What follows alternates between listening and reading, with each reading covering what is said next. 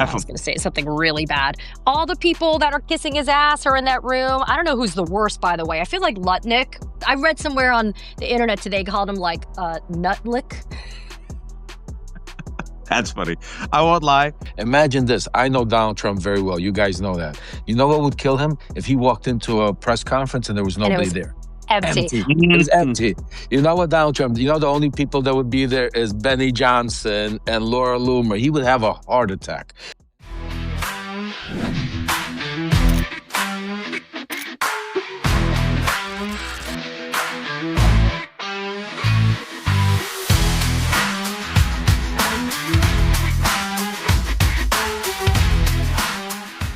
Yeah, we're talking about the imploding Trump administration. It's really, truly imploding. And I'm with Katie Phang, the host of the Katie Phang Show. You have it's going big time. Like, it's like, let's fucking go to a land war in Venezuela because we don't want to deal with Affordable Care Act, SNAP benefits, the Epstein files, you name it, Hegseth, Pamela Joe, Cash Patel. It's like they don't want to deal with any of it. So it's like, let's just have a fucking land war. From the guy who's claiming no more endless wars, we're gonna have a war. Yeah, and I have to there's so much to talk about, and I framed this as elect dumbasses and get dumbass results. And speaking about dumbasses, I gave you the Trump administration and the Confederacy of dunces. But before we talk about Pete Hegseth, Confederacy does work too for them too. The white supremacy. Before we talk about Pete Hegseth, let's start from the top. The cankled commander-in-chief. Katie, you were at MSNBC. You were an anchor. You saw the breathless coverage about Joe Biden, his age. Yes, he's old. Yes, he lost a few steps. For the record, I was never a Biden basher. It put me in weird space there, but I was never a Biden basher. But we never saw Joe Biden literally fall asleep at nearly every single televised cabinet hearing. You guys want to know something? You want to know some inside baseball? I got in trouble when I was saying that he was falling asleep at the trial. Remember that trial in Manhattan? I remember. His only criminal trial. They're like, well, he may not be asleep, Katie. He may just have his eyes. Are you serious? And I was like, what do you mean he's not asleep? The motherfucker's asleep. Like, I'm there. I can see the motherfucker asleep. Yeah. So anyway, the guy was sleeping through his fucking criminal trial. Why you were at MSNBC and you looked at the evidence of your eyes and ears? We weren't supposed to say he was asleep. Wow. Anyway, that is shameful. That is disgusting. The guy was asleep at his own criminal trial. And listen, and whether or not you were going to go to jail on it or not, but if you're there and it's a criminal trial and you're sleeping through it and a jury's sitting there watching you, you think that he's going to stay awake when all those... Are we on a family show? No, go ahead, say it. I was going to say something really bad. All the people that are kissing his ass are in that room. I don't know who's the worst, by the way. I feel like Lutnick. I read somewhere on the internet today called him like Nutlick. That's funny. I won't lie. High school Waj laughs at that, and middle-aged Waj laughs at that too. Nutlick. 50-year-old Katie Phang laughs at that. So Nutlick and all the other ones that are, I'll say butt kissing because I have some other more graphic shit I would use otherwise. What's his incentive for staying awake? He has none. Nobody's ever going to challenge his intellect. Nobody's going to challenge him on anything. So I would sleep too. Why not? I'd sleep. And the people that you're talking about are the ass crawlers, the ones who live deep in the recesses of Donald Trump's anus, Marco Rubio, Nutlick, Pete Hegseth, and others, all of them who know better, but realize, you know what, we've hitched our ride to this decaying vulgarian who's dying in front of us.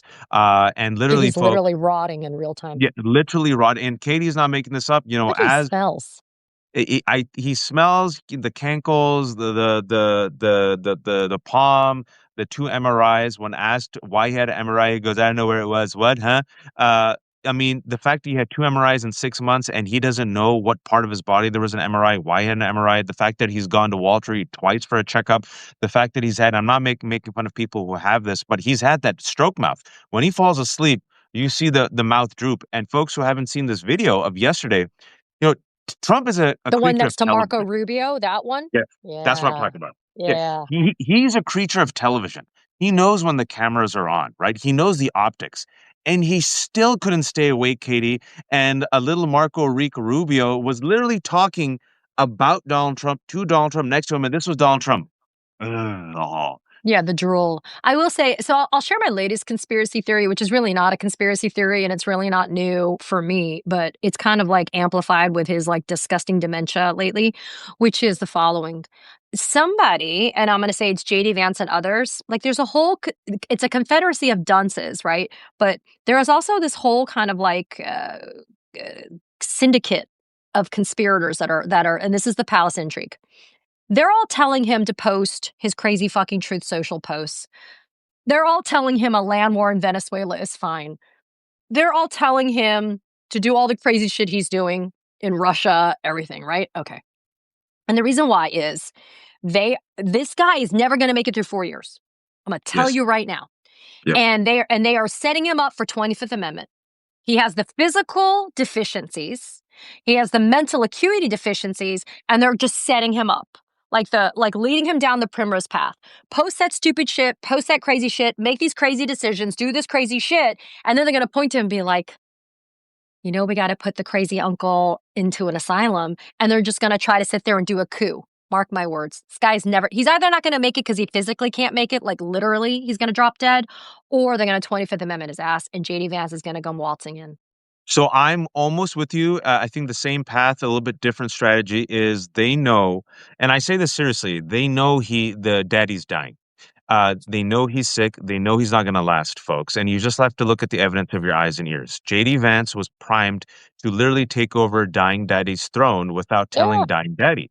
Peter Thiel is the man who has groomed JD Vance throughout his entire career, given him his job, literally funded his Senate race they're to good the at tune of grooming. millions. They're Yeah, good at they're grooming. super groomers. They've hand delivered JD Vance to take over after Daddy dies, and I think the reason this is where I differ a little bit is I don't think they'll ever do the 25th Amendment on because they realize they'll crack MAGA. But what I think they're doing, Katie, is like Daddy's dying. Let's bum rush whatever we can through our daddy. Let's go full white nationalist, I full don't think that. Why would oligarchy. that crack MAGA? You've already seen people like MTG peeling off. You're seeing people like Troy Nels that are saying, I'm not running anymore. I mean, there's some serious fissures that are happening right now, I think, that show that people might be welcoming a 25th Amendment to be able to get rid of him. See, I see. Let me put it this way: where I agree with you is, I think the knives are out. I think they're all positioning to take over MAGA after Daddy dies. If they'll 25th Amendment him, I'll be happy for it. But I think they'll just wait for him to die or go comatose. And I agree with you. He ain't lasting 4 years. What he might No. not die, but he'll be like a vegetable. You could see it, folks. He cannot stay awake. Katie's taken it back a year and a half. It was that trial where I first saw it. He couldn't stay awake at his trial. And folks, we've been mentioning it, Katie, on the left hook each and every single time there's a televised hearing or cabinet hearing, I point out he has fallen asleep. And Yeah, yesterday, and he's a creature of TV. He knows the optics and he still can't stay awake, Katie. I mean, shouldn't Jake Tapper be on this, Katie? Where is Jake Tapper? no comment. Well, listen, if he drops dead, it's easier because Vance gets it by automatic amendment. He gets it constitutionally. As soon as Trump is dead, he's in. 25th Amendment's a little bit messier. I get it. And yet, I just think that all you have to do is point to Exhibit A through Z, which is all the crazy shit he keeps on posting and all the stupid stuff he keeps on doing. And again, you shed one drop of American blood on Venezuelan soil when people can't afford their health insurance, when farmers are declaring bankruptcy because you're sending $40 billion to Argentina, when you're, pardoning the former Honduran president Yep. after he imported hundreds of tons of cocaine into the United States. Yeah. Mm, mm, mm. I, I Not going to be I good. feel, Katie, they're cornered New York sewer rat. No disrespect to sewer rats. Or They New York. realize the backs against the wall. Like you said, negative double digits on the economy, and unfortunately, the economy is going to get worse. They realize they can't escape Epstein files because their daddy partied with Epstein. They Yep. realize they've overreached on immigration, and the country's now against them. They're They've crazy. realized that they're completely idiotic, and now the leaks are coming from within the White House and the FBI and the Department of War, hilarious. And they realize, like you said, the sharks are circling. And so instead of saying, okay, let's recalibrate, they're doubling down on the idiocy, the cruelty, the meanness. And they think maybe if they double down, they can dig their way out. But I don't think they can, Katie. I think the fissures are showing. I think I think this is MAGA getting, it's like a child. We're parents. A child is most loud right before it's put to bed. And I don't think they realize they're going to be put to bed. I think instead, and if they are being put to bed, what I've said before is Donald Trump is the type of guy, he'll burn everything down with him. Like Nero. Yeah. But Nero at Well, least listen, fiddled and I'll danced. I take don't it. think he knows how to fiddle. Well, here's the thing. I'll take it. If Donald Trump has enough mental acuity left to burn the entire fucking house down with him when he goes, I'll take it. Just push out all the dirt that he has on everybody under the sun. I'll take it. I just think that, it's interesting because I'm always wavering between, is he a total fucking idiot or is he crazy like a fox? I kind of feel like he's a little bit of everything and the in between on this, because nobody could get as far as he's gotten without having some measure of crazy like a fox, right? No. But then I kind of see what he is, and I know it's not an act. All of the stupidity, the literal stupidity that comes out of him, the lack of intellectual capacity, all of that is genuinely him. I just think what's happening is there's been a thinning out of kind of like the borders with him, which is, I think he had enough buffers in quote business and in the business world to have people that had competency, lawyers, accountants, and other tax people that were helping him through all of this. And then I feel like now, kind of out of sense of self-preservation, he understands that his inner circle is getting smaller and smaller, which is why the yes men and yes women are getting more and more loyal, I guess, by visibility. But I also think they're the ones that have the sharpest knives. Yeah, and also the latest reports have come out is that they've insulated him. These yes men, the loyal circle who have the knives out, who are making the most money, have insulated him from all the negative critique, and he listens to the yes men. I think a report came out in the Guardian a couple of days ago. So he truly thinks they're the people who say, "Yes, Mr. Cankles McTaco Tits, you are the most powerful Post buff man on 160 earth." posts in like 2 hours. Yes, they're the ones that are Yeah, like, go ahead and do this. This is such a good idea. Yes, you should fucking bomb Venezuela. Fuck Maduro. And let's take some oil while we're at it, you know? yeah, Yeah. yeah. This is the most genius, brilliant idea ever, and I think there is a confederacy of dunces around them, people who are cruel, have their own strategy, aren't necessarily stupid, but are deeply incompetent. And this is where I get to Pete Hegseth, because today's latest, we'll talk about Venezuela, but of course, finally, people are remembering Signalgate. Yes, that Pete Hegseth. Hallelujah. Hallelujah. Can you tell them about Signalgate now? What's Well, happening? what that scandal was when? It was still 2025, my friend. That's the craziest thing. Like, that's when I feel like I'm getting gaslit that you and I are having this conversation on December 3rd, 2025. And I feel like Signalgate with DUI hire Pete Hegseth was like 14 years ago. But Yeah. he finally got in trouble. He Yep. finally got in trouble. But who's going to do anything about it? Well, this is the thing. Will the institution hold them accountable? MS Now, it's called MS Now, is the Signalgate report contradicts Pete Hegseth's claims he did nothing wrong. It shows, quote, he violated policy, by using a non-approved device, a source who read the report says. Hegseth, shockingly, Katie, failed to preserve records. The report says he put the operations and service people at risk. And for those who forgot, Signalgate, which was not 14 years ago, it was less than a year ago, is that on Signal, which the Pentagon warned this administration was at risk of being hacked, they ignored the Pentagon, did everything on Signal to This one wasn't avoid. even hacked. This one wasn't even hacked. He added the fucking journalist from the Atlantic to it. It's not even like this was a hack, you know? Jeffrey Goldberg was accidentally added to this top secret Signalgate conversation. Donald Trump wasn't on it, between Stephen Miller, J.D. Vance, Pete Hegseth, and others, where Pete Hegseth copy pasted, literally copy pasted top secret information about a strike in Yemen, which God forbid if was intercepted, or Jeffrey Goldberg or anybody else who was accessing that signal gate could have used that information and put our troops in harm's way. And then after that, he then tried a dirty line for himself in the White House. And then also he shared information with his wife and his brother on Signal. Folks, it's multiple signal gates. Katie, it isn't just one. People forget there were multiple scandals. Yeah, and you just reminded me that whole like bringing your wife along. Look, I like my husband. He's a good guy, but I'm not fucking bringing him with me to like briefings that I'm having at the Department of Defense. Like this, it's just this weird, like kind of like, what is it? What is that word? Codependent relationship going on. Codependent. There's some weird codependent stuff going on. There's some weird stuff going on, but it's totally on par. I think she's also his handler in some way, right? Like she has to make sure he's not hitting the sauce in between like meetings and stuff.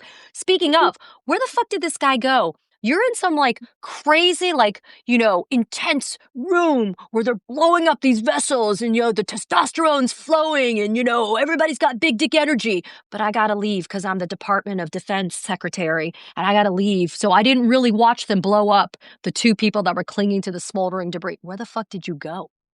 This, for those who haven't followed, Katie is telling you the latest revised spin of Pete Kexet because he was such an idiot, so reckless with his fake dick energy, cosplaying as a crusader this weak, freaking piece of shit, cosplaying fragile assaulter of women.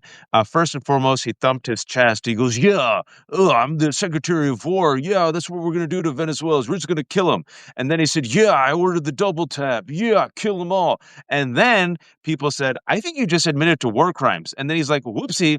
I gave the order, but it was Admiral Bradley. Admiral Bradley did it." And then yesterday, he's like, you know what? I just gave the order, but then I left. And, stuff happens in the fog of war. And then I'm sure you saw Judge Napolitano yesterday on Fox, who openly said, "I've known Pete for several years. He's a friend of mine, but this was a war crime."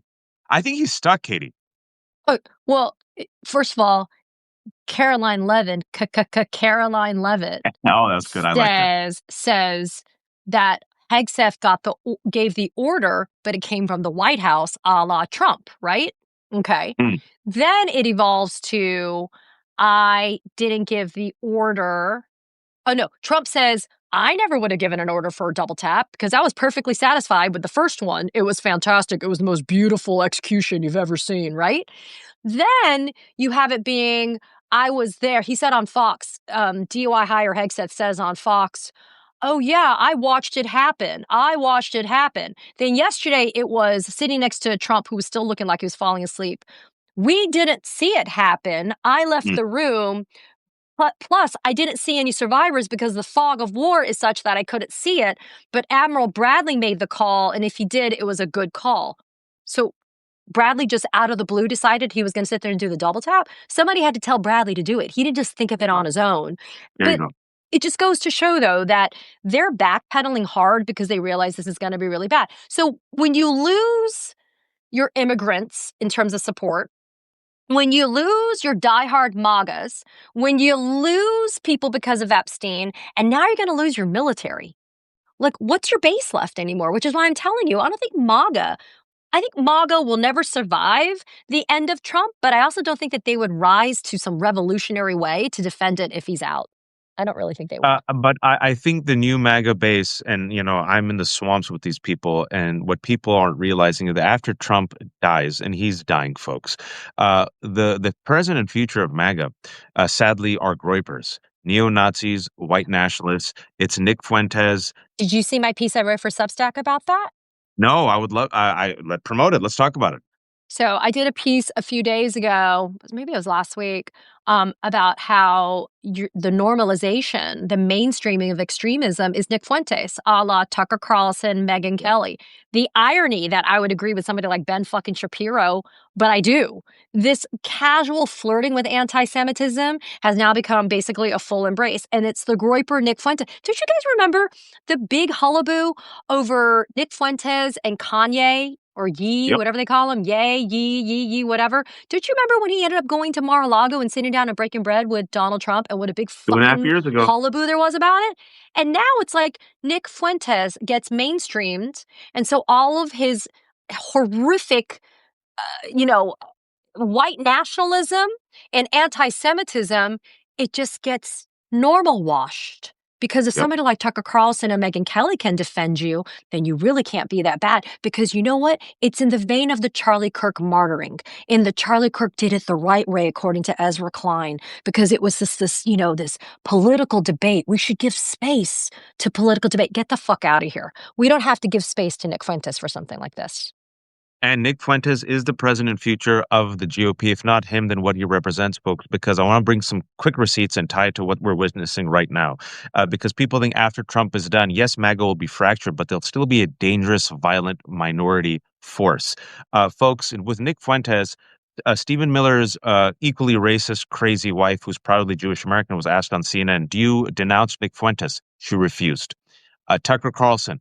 At first, they were at loggerheads, but then they had a detente and a rapprochement, if you will, and they came together.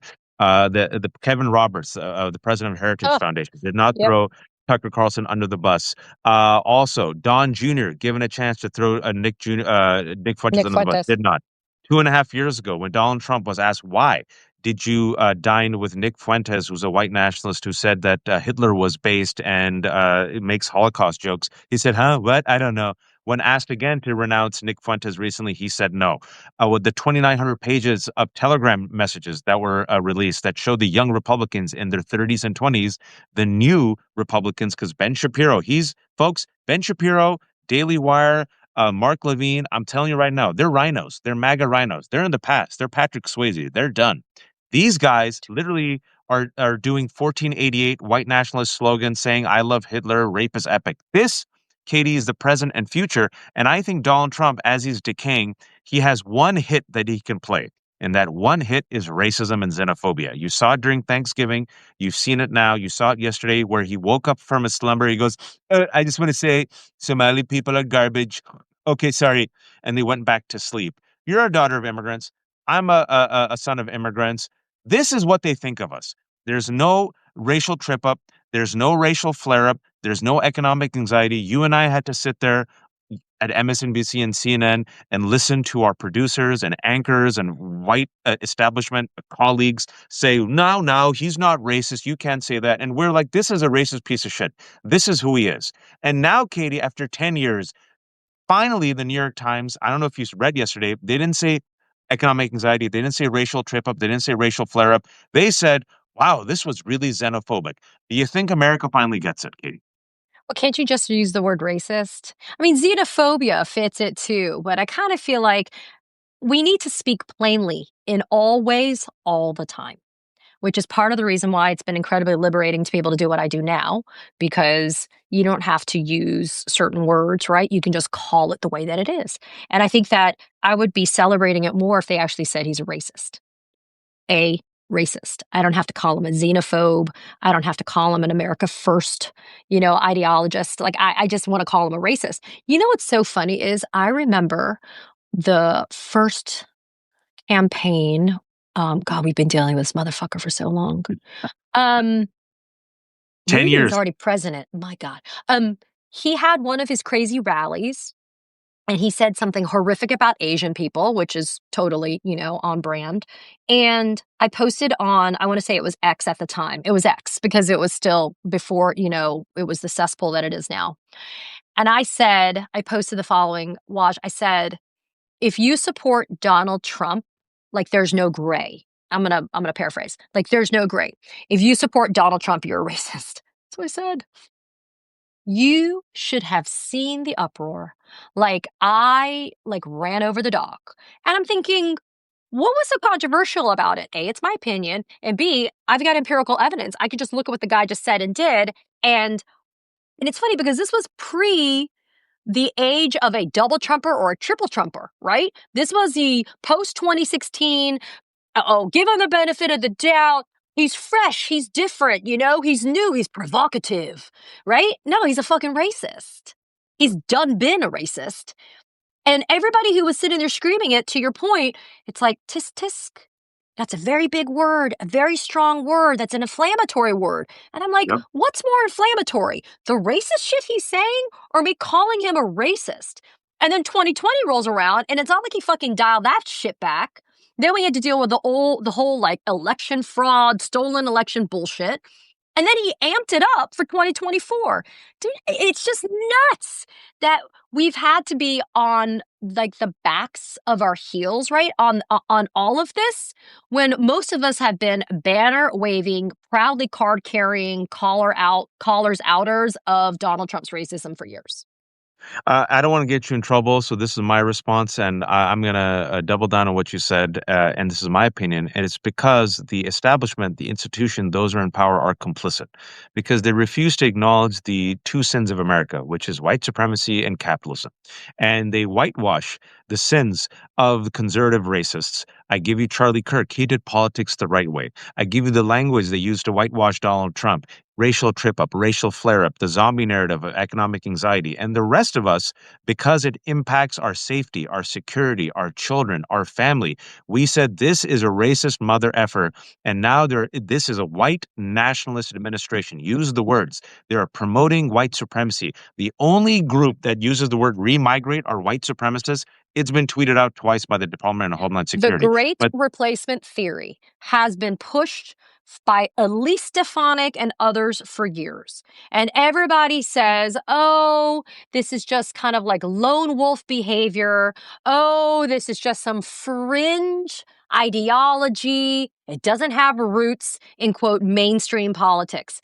And yet, this guy has created an entire regime based upon white supremacy. The entire fucking immigration enforcement structure that has been kicked into gear is to eliminate people that are not white.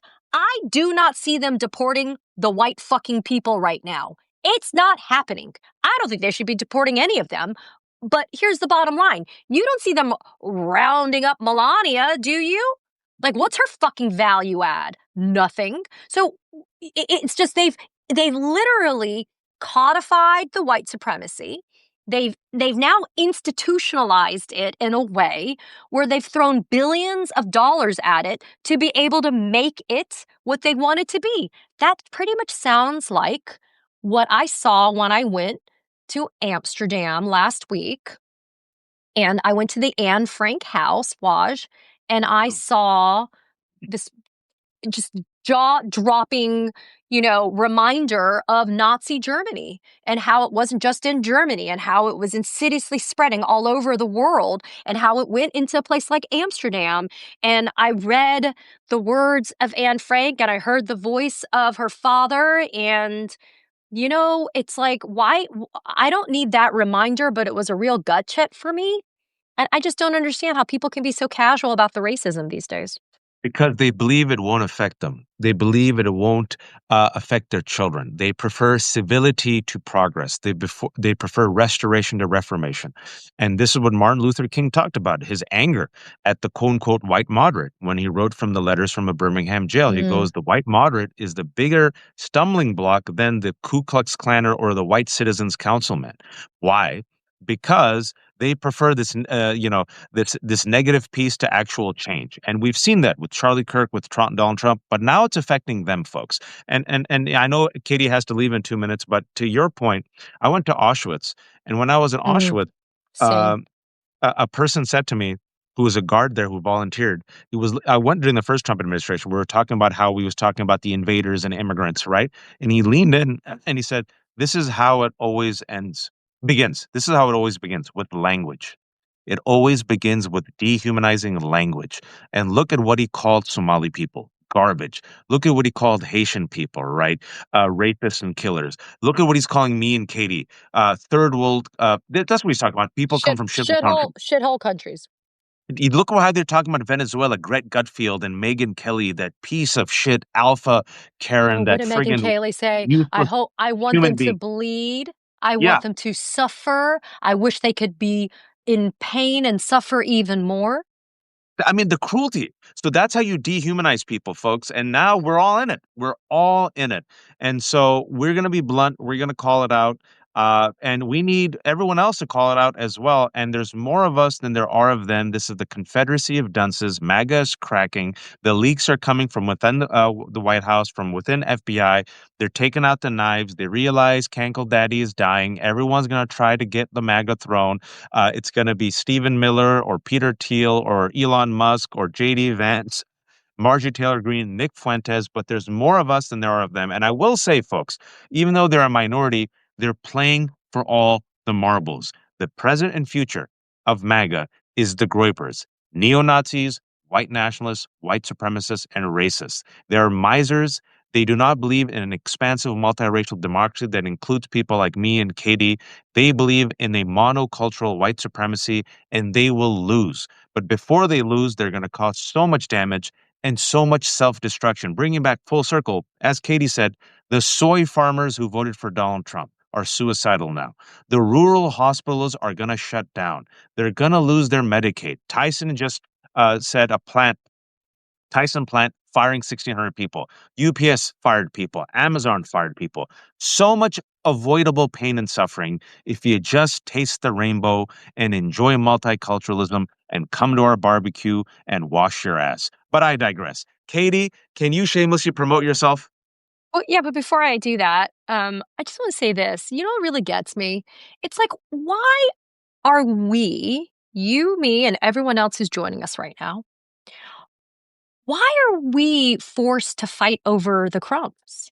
Like, Mm, who the fuck decided that we're supposed to fight over the scraps of what's supposed to be left after the Republicans have asserted their dominance over all of the good and all of our world? It it enrages me to think that we have to operate on the fringes or in the minorities, pun intended, right? Like, who the fuck made up that law? Who the fuck made that up for us? I not only believe that there's more of us, Waj, than there are of them, but we're not motivated by trying to tear things down. We're right. motivated by trying to build things up. I interviewed the pastor from Chicago, David Black, who Mm, got beamed in the your guess? head with Yep. the pepper balls and everything, Yep. and he sued. I mean, he was amazing. And during our interview today, he was talking about how there's been this incredible interfaith coalition of people, by the way, people that believe and don't believe, right? There's people who believe in Christianity. You've had imams and rabbis and priests and everything there. And then, oh, who's that? Lev! Katie. Hi! And then Well, he wait, was saying, yeah, well, that was supposed to come out at 4:30, but Katie, keep going. that's okay. And then, like, what ended up happening was he was saying, too, people who don't even, maybe they have become so disenchanted with institutions like religion, like organized religion, but they're still there anyway at Broadview, protesting and doing the right thing. But what he said, Waj, and Lev would totally understand this too, he's like, democracy is not a spectator sport. That's right. And he said, we don't have to wait for something to happen. We have to be actively engaged to co-create, meaning together create the Right. world that we want to have, which is why I'm trying to say we shouldn't be getting what's left over after they've shat on it and destroyed it. We should get what we want. And in order to do that, we have to be motivated, activated, engaged, and organized. So that's what we do. We channel all of this energy. We channel all of our knowledge and all of our actual legitimate love for this country and what it's supposed to be. And we co-create an America that will not only withstand and survive what the Republicans are doing to us, but it's what we want it to be. We're not going to go back to what it used to be. We're going to make it into something totally new. That's the making of an America that is great. Not again, but the making of an America that is great. Amen. Absolutely, Yeah. Katie. And folks, Katie, I've known Katie for 7 years. For those who don't know, Katie and I used to go into the early morning show of MSNBC where we worked for free. I used to take the Amtrak all the way from Virginia. Katie used to come from Florida. And then I used to finish the super morning show. And then right after me, Katie would come on as a legal analyst. And then we met in the green room. And then, I saw Katie's ascent, and then MSNBC recognized like the massive talent that she was. And then they had her as a co-host, and then she was on one show, and then they had her as the host. And I remember seeing an Asian American woman who was proud of her Asian American roots as the host. I'm like, this is awesome. And then MSNBC effed up and got rid of all the people of color because, like Katie said, full circle, they bent the knee to Donald Trump and tried to placate a racist and a white nationalist. How did that work out? And now Katie is unleashed, and she is even better than before. This is raw 100% unleashed Katie, which is the best Katie. And so you have to support her. Katie has her own Substack. She has her own YouTube show, but she's also doing 8,000 different things. Katie, do something that we were trained never to do as children of immigrants. Shamelessly promote yourself. So I do have a YouTube channel, Katie Phang News, and I am at Katie Phang at Substack and all other social media. And yeah, it is hard. Isn't it funny? It is hard to promote, especially as a child of immigrants. I can Right? promote It's you. like It's hard to promote ourselves. So it's it is hard. crazy. It's incredible. But Katie, before you go, I actually reached out to you, and one of the things that we definitely need to, as a group, everybody unite. And I've been speaking to a lot of different people behind is we have to protest and stop with this Trump abusing women reporters and attacking the way he. I mean, we have to stop letting them come in there and taking their, this, and we have to attack the, what's it called? Programming, the producers or whoever is pushing them in there to make them do it, because Donald Trump, first of all, he's lying. There's no news that's coming out of there, and he's abusing them, calling them names. This is the most powerful man in the world. If this was done in any other place, any other work job, this man right now would be either, shunned in prison. But this is the most powerful man on the platform, and he's going out there calling him stupid, piggy, and there's nobody even protecting him, standing up to them, and everybody's trying to get in there. Imagine this. I know Donald Trump very well. You guys know that. You know what would kill him? If he walked into a press conference and there was nobody there. Empty. It was empty. You know what, Donald Trump? The only people that would be there is Benny Johnson and Laura Loomer. He would have a heart attack, and that's what needs to be. Just like they kicked the reporters out of the Pentagon. There's still reporting going on. There's sources that's happening. We should teach them a lesson. Why is this? My 18-year-old daughter, Katie. You know my family very well. Yeah, she very came well. home from a couple of days ago. She came from college, and she was like, "Dad, why is he allowed to do that?" Her and her friends were really on that mode. Like, why, with the Epstein stuff, with everything going on, why is he allowed to go out there and call women piggy and stupid and insult them? And it's primarily towards women.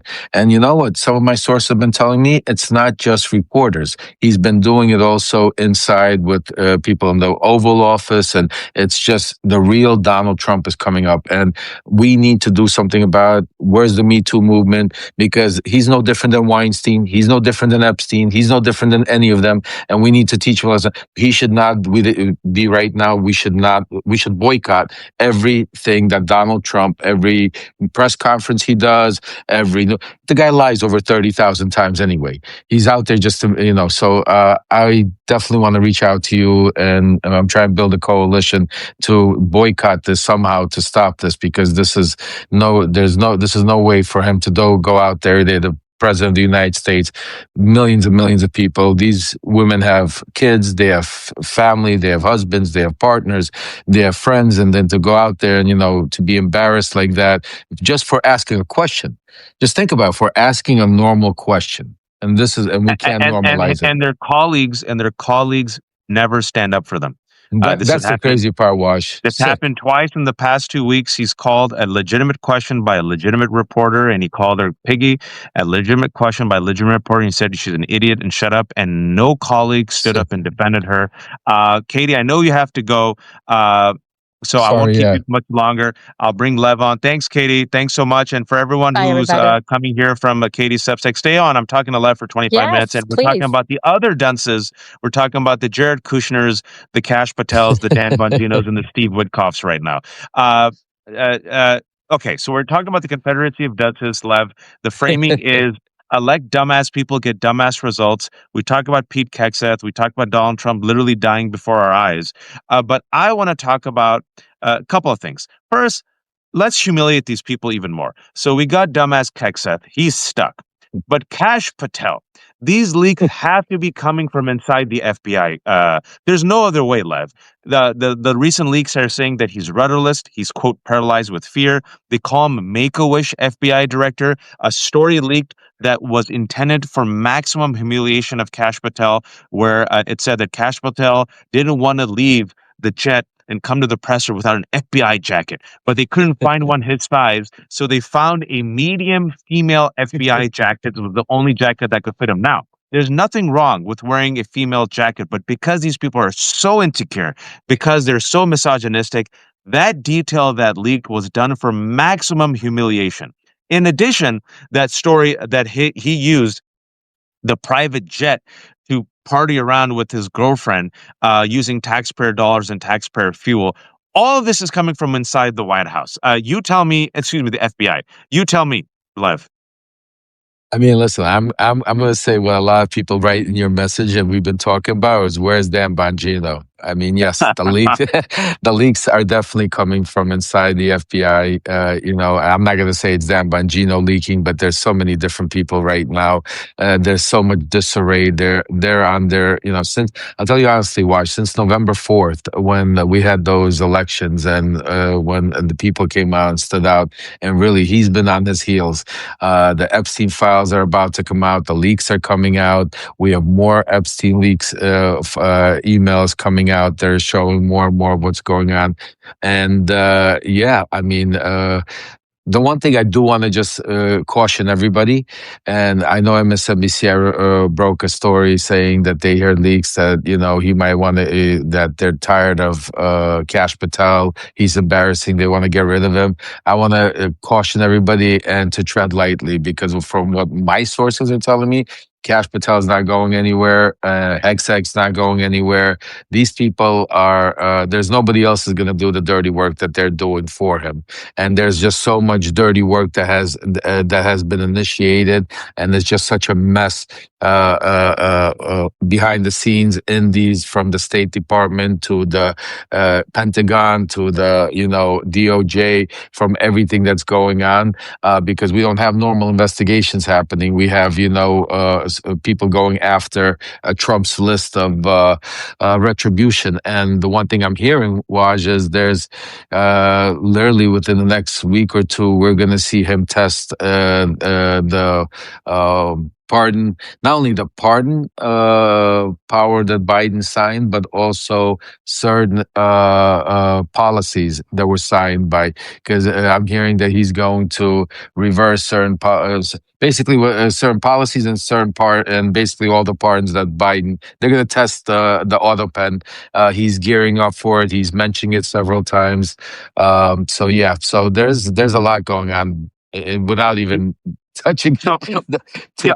So number. to me, we'll take it top down. To me, he clearly is dying. He's sick. He's cankled. He had 2 MRIs on 6 months. He couldn't remember what part of his body they did an MRI, probably lying, maybe dementia. He has the stroke mouth. He's a creature of optics. Like you said, he knows how to work the television.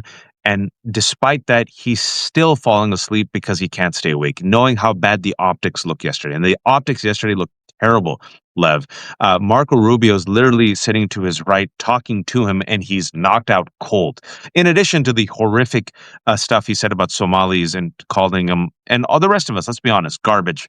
Yep. Then you have Pete Hegseth, in addition to him now being stuck on, let's just be honest, killing people, extrajudicial assassinations, murder.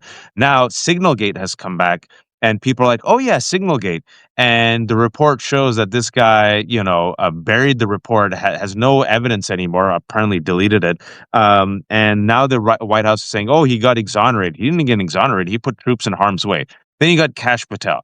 I agree with you that he needs Kash Patel, Pam Bondi, and Pete Hegseth because they are loyal warriors. So they're like, you know what? As I'm sinking, at least they'll stick around me and protect me, right? They're not even I want to loyal. I talk. want to just correct you. They're not. They're crooked as him, and they're Crooked loyalist. crooked Crooked and loyalist. complicit as him. So they're now good to take you. Yeah, I they're just like, we wanted to- gotta help each other, man. We're all in, and I feel like they're just digging that They're digging in deeper, deeper, deeper down, and like some we can dig our way up.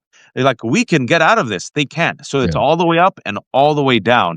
But speaking about the people who I really want to go down, Jared Kushner, Stephen Witkoff. I'm finally so happy that this story that you've talked about, I've talked about for like a month and a half, is coming out. Talk to us about this massive scandal that should shame Witkoff, Kushner, and Trump forever. I call it, if I call Eric and Junior Twiddledee Twiddledum, these guys I call Dumber and Dumber. I mean, just think about it. You just said something very interesting. You had Marco Rubio, Secretary of State, sitting next to Donald Trump in the Oval, while at the same time you had Steve Witkoff, the fixer, and Jared Kushner, the bagman, literally in sitting there for 5 hours, in with what's his name, Vladimir Putin. So let me break down what really happened in the meeting because I've spoken to sources that were literally. I'm not going to say where they are because we don't want to expose anybody, but directly you could go to the bank on this stuff. So for like about an hour and a half, Putin was teaching them Russian history, Russian Ukrainian history. He went into this tirade of going into their basically explaining to them how Ukraine is part of Russia, and then he went into them explaining to them how the corruption and Zelensky and then the Nazis and went into that to get their head on, and then basically they put all of that aside where he basically said that the 28 point, not the 20 or whatever peace point that they came, but the 28 peace point might be something that they might be willing to use as a starting point. And which that point we already spoke about was basically a surrender, giving up land that they didn't even take over, and so on and so on. So that whole conversation about probably took maybe 15 minutes, folks. 15, 20. That was the whole peace conversation. Then let me now break it down to you. I have some notes here, what they went into. So they went into, they spoke for a while about energy and Nord Stream 2 logic. How to restore and reinvent Moscow's energy chokehold on Europe through new routes. That's what they spoke about. They spoke about different donors and corporations that would set up shell companies and joint ventures, while Trump was going to sell it back here as a way to cheap energy and great deals as America making money because of controlling the Nord Stream 2 to basically Europe. Then they also spoke about critical minerals and rebuilding contracts. If you remember, one of the things that we spoke and I hit the alarm bells is with that mineral deal. I told you it was all bullshit. We came here with Waj. We spoke about that it was just, something to stall for time. Well, they're talking about those minerals because they were discussing it as basically Ukraine was taken over already, folks. In their mind, they were already divvying up. That's why Kushner was there, and they were talking about how to carve up the resources, who's going to get the contracts in the reconstruction of certain real estate projects, which oligarchs were going to partner up, Russian oligarchs with American companies that were going to go and do the reconstruction, friendly investors positioned to cash in basically while Ukrainians are burying their dead, Wash. So that was another subject. The other thing they spoke about was sanctions and access, which was basically restoring Russia's back into Putin, giving them economic relief, start basically opening up Russia's trade and allowing them to start they're rebuilding their economy.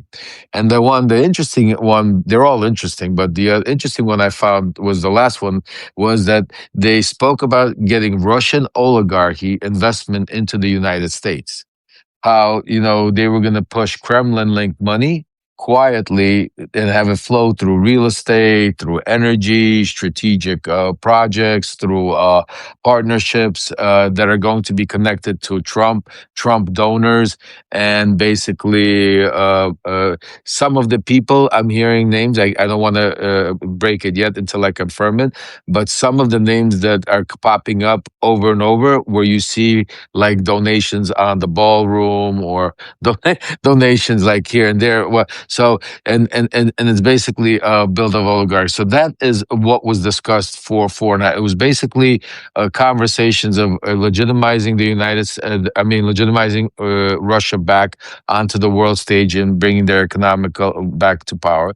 It was talking about how strategically to intertwine Russian oligarchs with now. We'll call them American oligarchs, which are considered, I put them in a class of not only the tech bros, which we think of as oligarchs, but also Trump oil and gas guys, Trump real estate guys, basically wealthy billionaires that are now going to be able to intertwine with the Russians to be able to, from, like I said, energy infrastructure. And piece maybe there was 15-20 minutes and it wasn't a piece, it was rejected to this to the degree that Witkoff and Kushner. what's his name, Kushner, didn't even have the gall to call Zelensky or make an announcement. They told the Russians that they were going to go back to, they're not going to go meet Zelensky, go back to the United States. And the Russian spokesperson came out and made fun of that on Russian TV, basically, that Zelensky's waiting for them, that he's going to keep waiting because they're going straight back to DC. And it's interesting because Trump today, when asked I was listening while you were on with Katie. Trump was giving his usual Oval question Q&A, and he was asked about what is going on with the Witkoff, and it was interesting how he phrased. He said they had a wonderful meeting. They discussed a lot of good things, and he said this quote. He said, "I told Zelensky you were all here when that he has no cards, and that was his best opportunity to take the deal." Well, now let it just play out. But from what I'm hearing, it was a wonderful, wonderful conversation. And as we've been talking about, as we be sounding the alarm, Waj, this is all about, you're seeing it, normalization, Russian. Yeah, you take a look. Kirill Dmitriev, folks, I ask each and every one of you, please go take a look at Kirill Dmitriev's X or Twitter. You will be amazed to see this guy is posting trains, underground trains between America and the United States, projects, real estate, praising Donald Trump. I mean, folks, to me, I've been in this world for over 53 years, and I've never seen anything the way they are stroking him, the way they are playing him. It's basically and it's working. He's giving it up the farm. It's the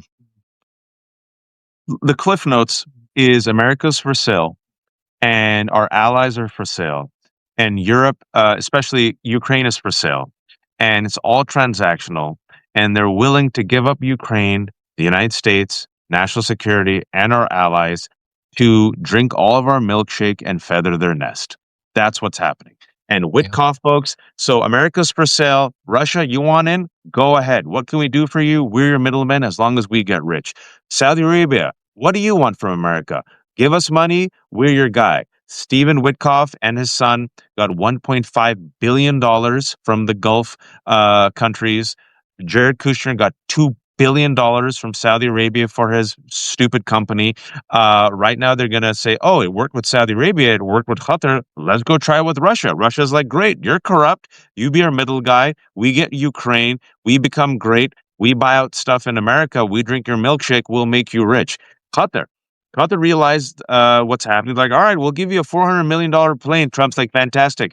All right, you want to open up a resort in Doha? We'll do that. Great. Give us Idaho air training facility. Fantastic.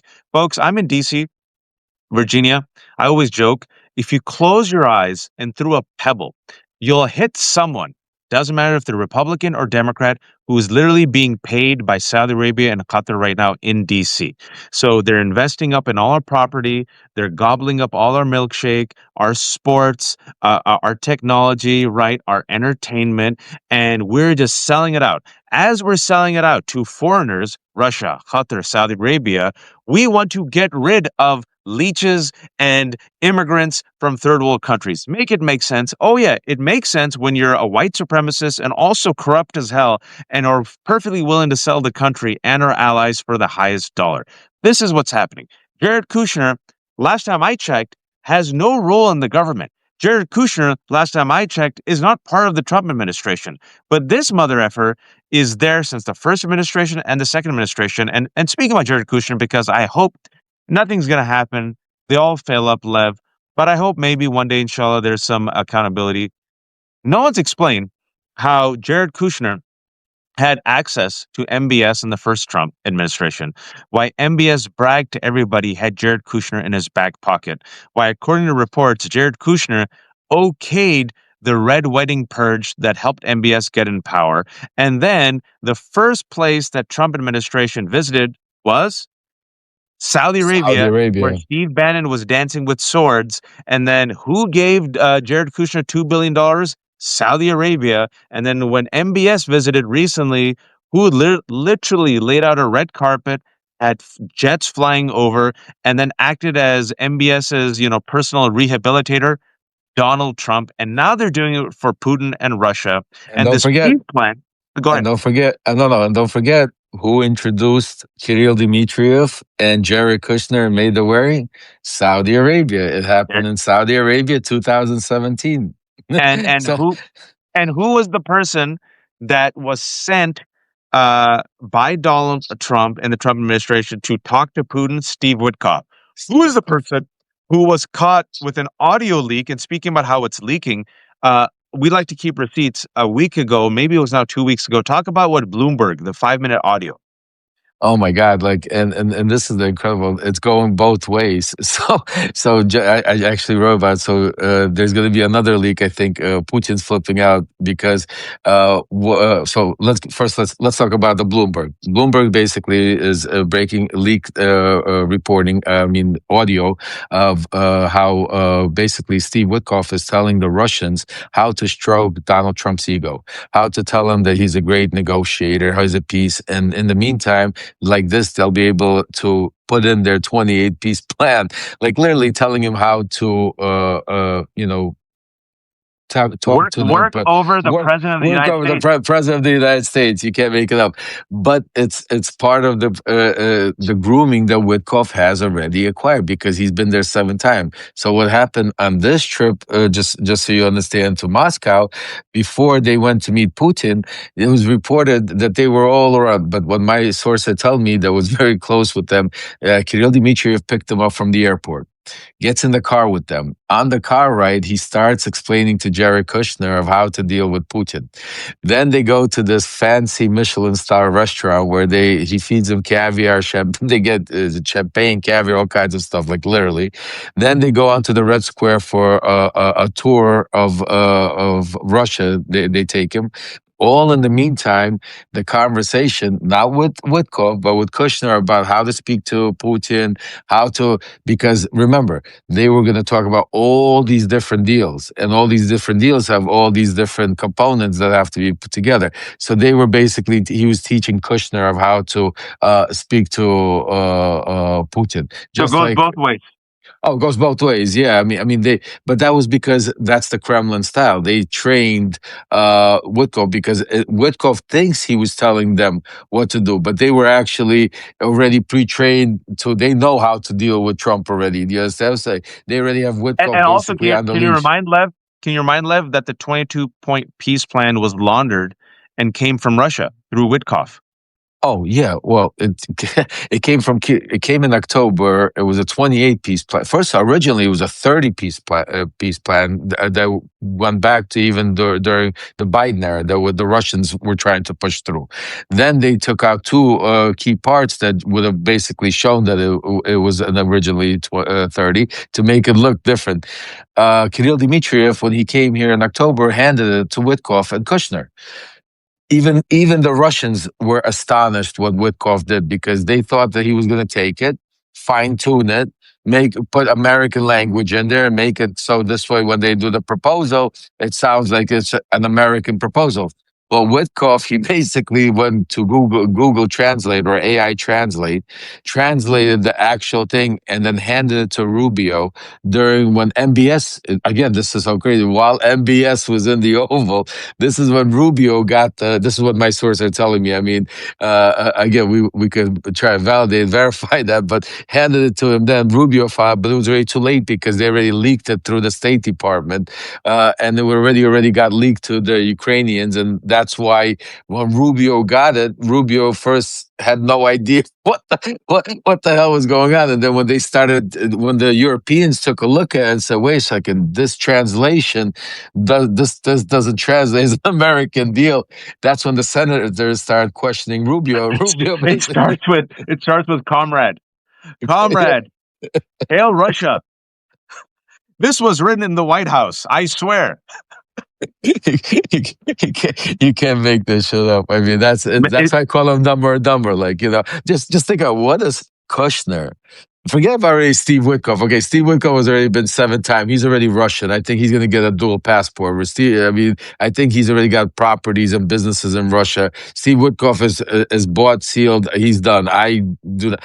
But tell you, what does Jared Kushner have any clue about Russia, about any geopolitical play between Russia and Ukraine?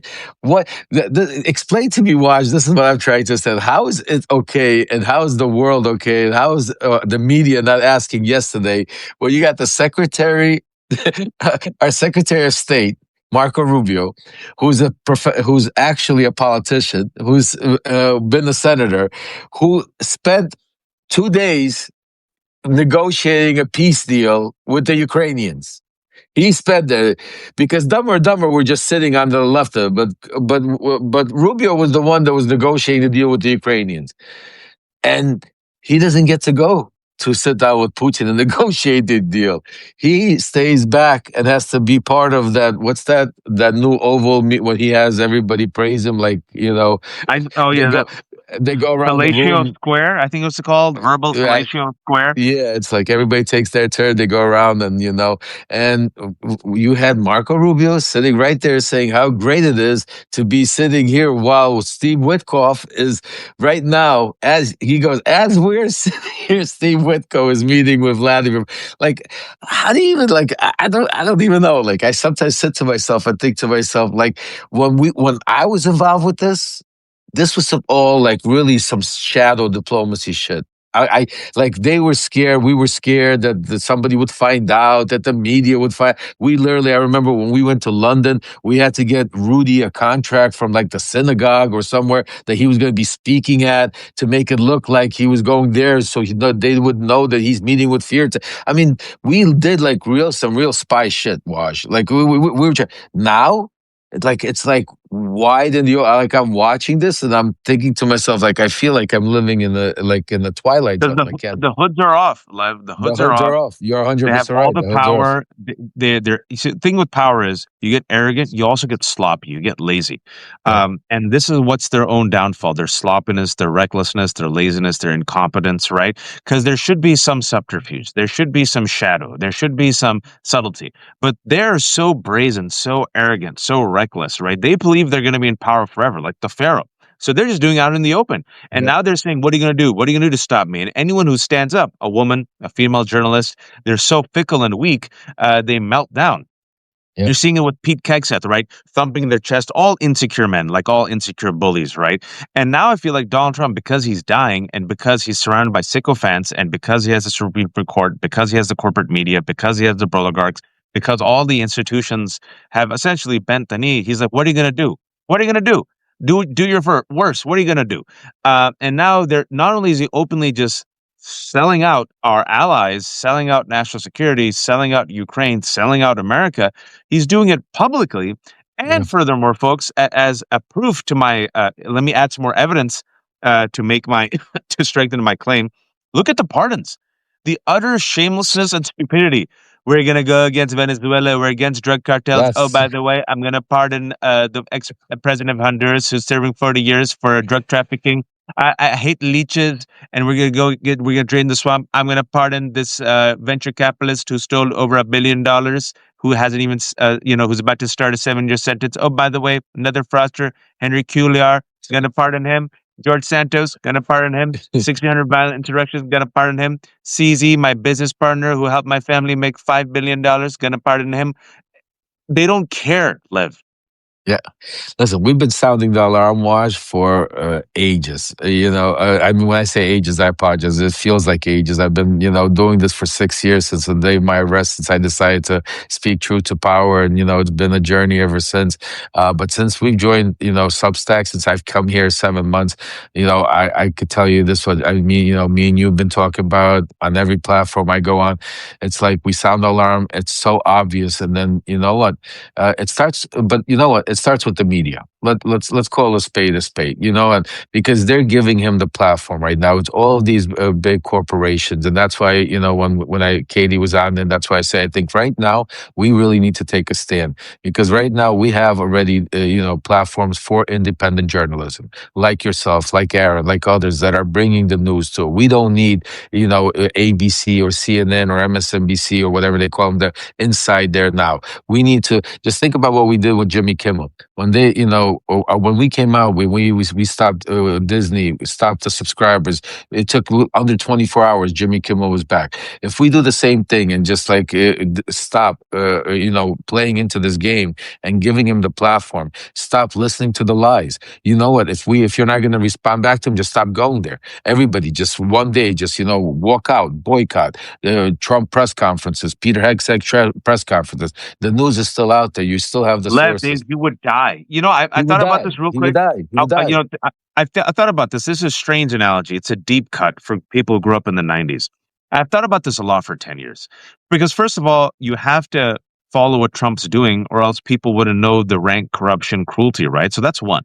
But number two, his oxygen is media. His oxygen is egotism, self centeredness. He needs to be the center of attention, right? So there was in the 90s. This is a deep cut. There was a miniseries called Merlin, starring Sam Neill from Jurassic Park. He was Merlin. And at the end, the way he defeats his nemesis at the end, who's so powerful, all he does, I remember this as a kid watching it in high school, he turns his back and she says, "Look at me, Morgan Le Fay, look at me." And he just ignores her. He ignores her and he looks away from her reflection, and then she dies. And I've always wondered in a strange way, if we deprive Trump of that oxygen, won't he die? Yes, yes, because that's just think about Waj. This is why I'm begging everybody to. This is the most important thing right now, besides the Epstein files and everything else we're talking about. This is beyond his kryptonite. This was Rudy's problem also. Why Rudy sold his soul to Trump? He needs the attention. That's why he does the Q. Just think about it. Every day he does an announcement, but the announcement, it doesn't matter what the announcement is. It's about the Q&A and the fight that starts happening with the press every day. That's what he loves. That's where it's the other part of his rally, because he's using the press to be able to go and get out to millions and millions of people what he thinks. If we boycott that, if we took away from that, if we shut him up, if we said turned our backs like you said on him, he would exactly he would die. I mean, he would literally not know what to do with himself, because that's even in 2000. If you remember how he even came into power, he was able to not pay for media. We were able to in Yep. 2000 manipulate the media to follow and to listen to what he want and get free advertising, because he knew how to do it, and he's still doing it. And that's why this is where I think we should all unite and turn over to independent journalism instead of that, and shut it down. Shut it down. Just think about it. What would journalists do if Donald Trump came out tomorrow, like he does, like Caroline Levitt does, and tries to abuse and threaten them? We're going to throw you out of here. We're going to just put mega journalists in there, just like they did with the Pentagon, where they said where you have Laura Loomer sitting behind the seat of the Washington Post. So just think about it. But don't wait for them to do it. See, this is what I say. You got to be on the offensive. Do it to him and and this is the key, use because it's bipartisan, because Republican women don't like to be called stupid or piggy also. Republican independent women don't want to hear that. We all have husbands, daughters, fathers. So this is a unit, just like the Epstein files. But make a bigger deal than it is. Because they're cowards and they're Yes. complicit. and they Yes. chase ratings. And they've been complicit with Trump since the beginning. Zucker has been of CNN. I'll never forget this quote from Les Moonves because I think it's so pure. It was 2015. He said it publicly when he was the head of CBS. And he said, Donald Trump might not be good for America, but he's great for CBS. And that is such a beautiful, honest explanation of how corporate media institutions and the establishment has been complicit with Trump. All the industrialists, the oligarchy, but hey, because he's good for me. Who cares about freedom and democracy? And what we've said, and like you said with the press, he comes for everyone. Gutted the Pentagon press. All these anchors have lost their cushy positions. Was it worth it? Was it worth it? Of course not. So I hope enough people join us. I hope enough people join the multicultural majority. I think he's weak. I think MAGA is cracking. That doesn't mean they're not dangerous. I believe the present and future of MAGA is much worse. I believe they're neo-Nazis, white nationalists, and white supremacists. I believe Groypers and what they represent is the present and future of GOP after Trump goes. But they're fractured and they're in the minority, and there's more of us. Lev, I'll let you go. I know you had to leave at 5. Shamelessly promote yourself. Yeah, I just hold on a second. I just have to put this in the hold on a second. Some this is so You're typing I away. yeah, I typed it, I put it in there. So Lev PTTP at proton.me is an email we set up, a volunteer hotline. Basically, we have a group of volunteers, a big group of subscribers, supporters, run by an incredible woman, but Jay. She's so for all of you that I know, because a lot of you have been texting saying, "How do we help? How do we get in touch? How do we, I have ideas." You can email that. It's levpttp at proton.me, and just type in how you want to help, how you help, because we want to expand this movement. We want to make sure that we go out there and we put a stop to Donald Trump. And this is one of the things, trust me, folks, I have a lot of sources, and some of my sources are telling me that he's not only attacking reporters, women, he's acting like this inside his own administration with people that are around him, women that are working around. This is the real Donald Trump, because remember, this is where he came from. Epstein, Weinstein, P. Diddy. These are the people that he considers great, looked around. We need to get the Me Too movement back into it, because we would not stand for anybody in the United States, at work, in school, or in the street, or anybody coming out speaking to any of our daughters, our wives, or any women out there. And we have the most powerful man in the world using the most powerful pulpit in the world, going out there and now degrading, abusing women at work. We need to put an end to it and use that as a unification and to unite us again, just like we use the Epstein files, unite everybody, independents, Republicans, everybody out there, because everybody has a mother, everybody has a daughter, everybody has a daughter, a friend that knows to stand up to say enough is enough, because that is his another, like Wash says, Achilles canko that we need to do. And otherwise, everything else, guys, Substack is our home. So, your subscriptions, your paid subscriptions help us, expand, build this family, build this movement to be able to do whatever we can to put an end to Donald Trump's authoritarian reign. That's fantastic. And thanks all of the 2,600 people who are joining us. I was talking to Katie Phang for the first 30 minutes. We're talking about the Confederacy of dunces that make up the Trump administration, that when you elect dumbasses, you shouldn't be surprised when you get dumbass results. Talking about Pete Hegseth, talking about Donald Trump literally dying before our eyes, talking about Kash Patel, talking about the obscene racism that is their only last play as they're plummeting in the ratings. And then Lev joined about 40 minutes ago, and we unpacked, which I think is one of the biggest scandals, is Steve Witkoff and Jared Kushner throwing the United States, our national security, Ukraine, and our European allies under the bus. Thankfully, it was a European ally that leaked the Witkoff Russia 5 minute audio. And how much more are they giving them? How much more of our security, our allies, our businesses, our property are they selling to the highest bidder? It's all transactional for Trump. So if you joined us late, it'll be up on the Left Hook Substack and also Lev Substack. Lev remembers everything is free here. There's no paywall. Allow me, Lev, if I can. I'm a terrible capitalist, so I have a terrible capitalist Black Friday sale still going on for 2 more days. Everything is free, but if you can become a paid subscriber, this is what helps. I'm independent completely because I say what I say. I'm doing 25% off a Black Friday sale for anyone who's a free subscriber who's willing to support me and become a paid subscriber. $3.50 a month. $38 a year. Super cheap. If you don't have the money, it's okay. If you do have a little bit and you're like, Waj, I've seen you for a year. I like what you do. Please become a paid subscriber. It really helps. I depend on the kindness of strangers. And if you can, become a paid subscriber for Lev and Katie. This will be up later today. Thanks all for watching. Tomorrow I'm back, I think at 12 p.m. with Professor Wolfers. You know him, you love him. I bring him on once a month for the state of the economy, the actual economist and professor who breaks it down. I'll try to have another guest, and then on Friday I'm back with Danielle and I have Crystal Ball coming on. I'm sure there's going to be some other guests along the way. Be kind, folks. Be informed, and please, oh please, don't be a fascist. Thank you, Lev. Take care, boss.